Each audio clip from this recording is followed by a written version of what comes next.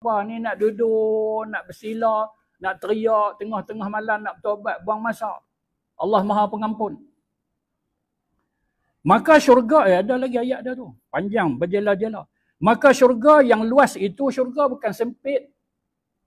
Syurga tu luas. Kalau aku tak duduk kat dalanan tepi pun tak apa. Nampak? Perasan lebih ni. Tiada sempit ia daripada aku. Celuih kalau aku seorang nak masuk pun. Nampak? Maka orang ini telah jadi akalnya tawanan bagi keinginannya. Akal dia jadi hamba nafsu dia. Nampak? Dia tak berakai yang sebenar.